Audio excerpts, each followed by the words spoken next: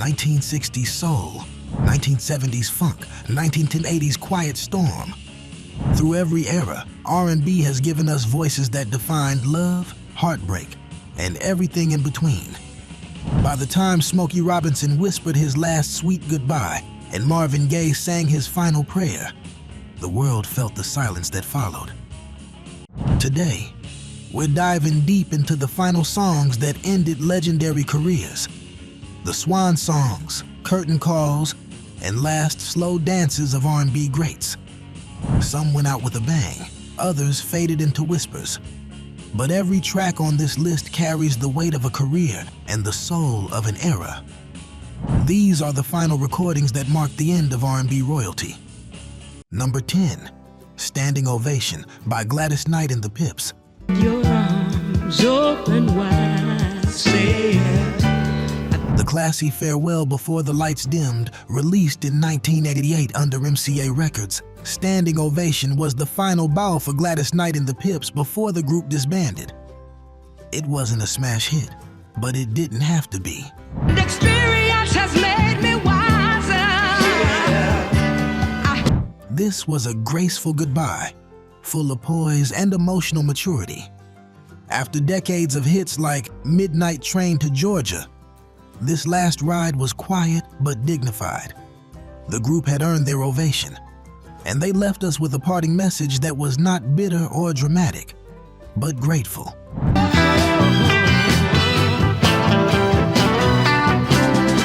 You can almost see the spotlight narrowing on the stage, Gladys holding the final note, and the audience rising to their feet. It was a farewell worthy of royalty. And if this was the sound of gratitude, the next one was pure heartbreak. Number 9, Dance with My Father by Luther Vandross, the ballad that became a goodbye. Back when I was a child. Released in 2003, just a year before his passing, Dance with My Father was more than a comeback. It became Luther Vandross's swan song, released through J Records. It was his first single in years, co-written with Richard Marx, and it hit like a wave of emotion.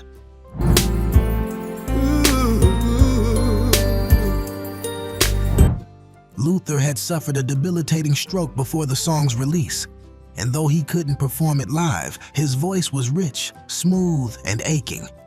The song, a tribute to his late father, quickly turned into an unintentional farewell from Luther himself. It's haunting now to hear that chorus, to feel the longing in every line. For fans who grew up with Never Too Much or Here and Now, this song felt like a final embrace. I know, dance with him. I'd play a song that... Dance with My Father won the Grammy for Song of the Year, a rare posthumous recognition, a final chapter sealed in melody. But if Luther made you cry, the next legend left us with fire. Number 8, Trouble Man, live by Marvin Gaye, a final spark before the silence.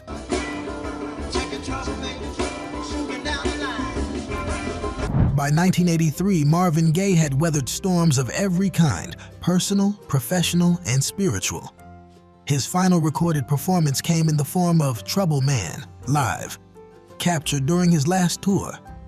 Though not a new studio single, it was the last official release before his tragic death in 1984.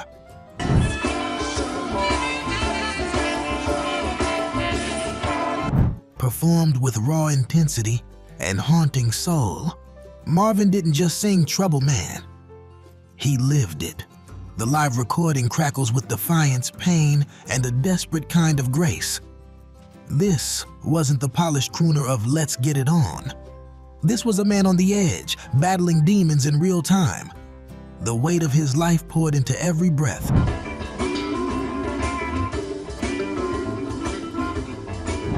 Just months later, he was gone, taken far too soon. This performance became an unintentional eulogy, a final testament from a troubled genius. And where Marvin whispered his pain, the next legend shouted love until the very end. Number 7, Standing in the Shadows of Love, live, by Levi Stubbs, the Four Tops voice, one last time. Levi! Levi Stubbs, the powerhouse voice behind the Four Tops, didn't go out with a chart topper. He went out with heart. In the late 1990s, after decades of performing, Levi's final public performance was a live rendition of "Standing in the Shadows of Love," one of the group's most haunting hits.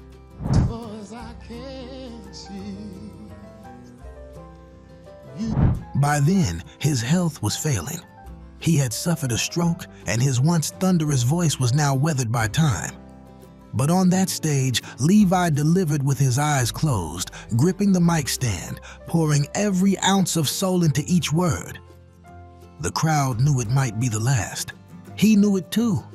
It was a farewell draped in Motown magic and human frailty.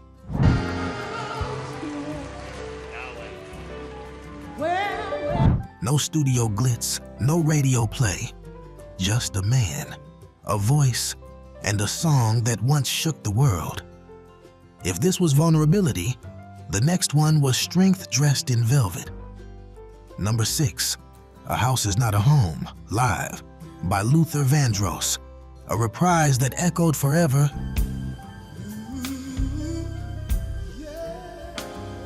Though we've already marked Dance With My Father as his final studio single, Luther Vandross's very last performance of A House Is Not a Home, captured during his 2003 BET Awards tribute, felt like a full circle goodbye. This wasn't just any song, it was his signature ballad. Originally written by Burt Bacharach and Hal David, Luther had transformed it in the 1980s into a slow-burning, emotional epic.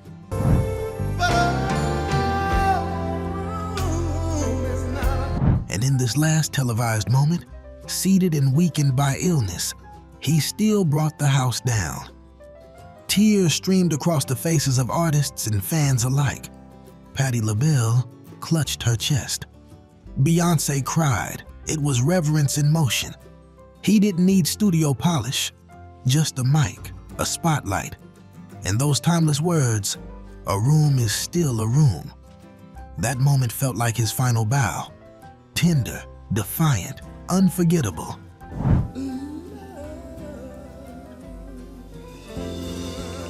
And if that was the sound of an echo, this next farewell was pure soul fire. If these final performances are tugging at your heartstrings, give this video a thumbs up.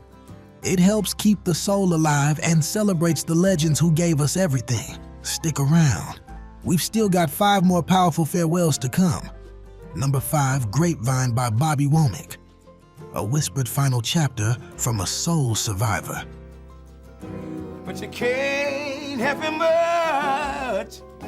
In 2012, Bobby Womack released The Bravest Man in the Universe, his first album in over a decade, and what would become his last.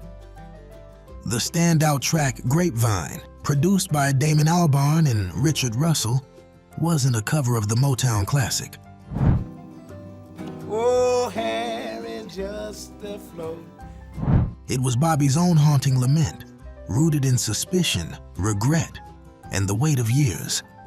He sounded older, raspier, but no less powerful. There was grit in his voice, the kind you earn after walking through fire. Womack had survived addiction, industry exile, and deep personal loss. But here, over minimalist beats and ghostly piano, he delivered soul in its rawest form. Brown, he's like a bottle in water. Grapevine wasn't about topping charts. It was a man nearing the end, laying his soul bare. 2 years later, he passed away, and this song became his final whisper. Up next is a goodbye so quiet, you might have missed it altogether. Number 4, You and I Ain't Nothing No More by Bobby Blue Bland. Ain't no love, 'cause you ain't around. A deep cut that turned into a farewell. Bobby Blue Bland was the velvet fist of R&B. That rare voice that could caress and crush in the same breath. In 2003, he released Blues at Midnight, a lesser-known album that included You and I Ain't Nothing No More. At the time, few knew it would be one of his final recordings. Every place that I go, oh, it seems so strange. The track is classic bland, slow, smoky, and soul-drenched. No flashy hooks, no radio push, just Bobby telling the story of love lost and time past. It felt like a quiet conversation in a dim-lit lounge, the kind where the jukebox plays for no one but you. He never officially announced a retirement. He simply stopped recording, letting the blues speak their final verse. Through the county line, I say there ain't no love. When he passed in 2013, this song felt like a hidden note left under the door. Not a hit, but a heartbeat. If that was understated, what's coming next is unforgettable. Number 3, Brand New Me by Aretha Franklin. A queen's last royal statement. I got a brand new boy, brand new. Released in 2010. Brand New Me was a posthumous reimagining. It blended Aretha Franklin's original vocal takes with newly arranged orchestration by the Royal Philharmonic Orchestra. But make no mistake, this wasn't a remix. It was a love letter. Just by holding my hand. And more importantly, it was the final official single released under her name before she passed away in 2018. Aretha's vocals, originally recorded decades earlier, sounded timeless. The new orchestral backing only elevated the grandeur, transforming the song into a cinematic celebration of self-renewal. It's poignant now. Hearing her declare a brand new me when the world was bracing to say goodbye.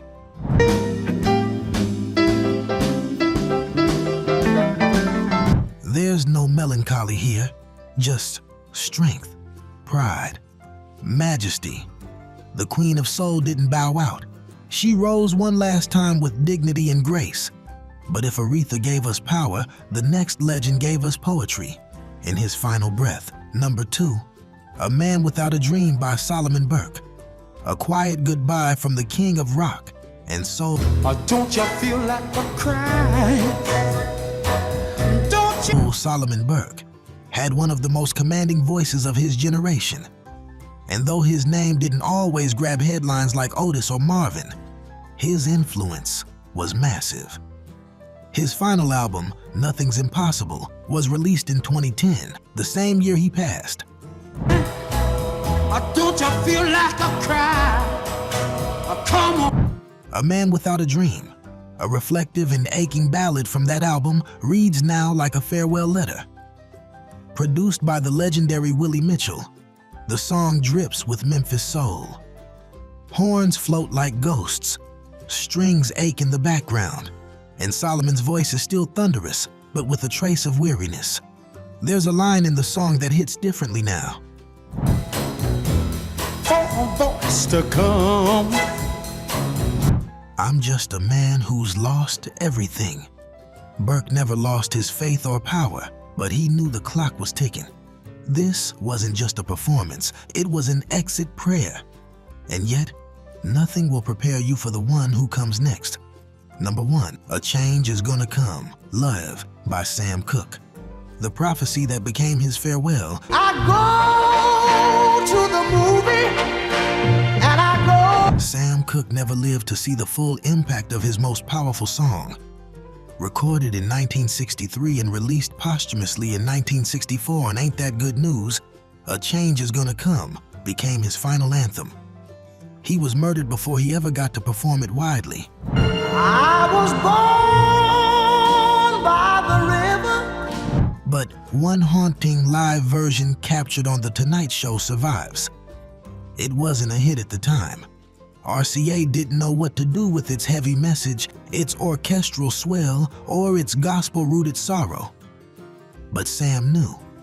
He had seen the writing on the wall, in the streets, in the movement, and in his own heart. His voice on that track is heavy with hope and pain. When he sang, "It's been a long time coming," Knocking me. it wasn't just about the world. It was about his life. that final note lingers still. A goodbye, a promise, a legend sealed in time. From farewell concerts to parting ballads, these final R&B recordings remind us that legends never truly leave. They just leave behind echoes strong enough to stir generations.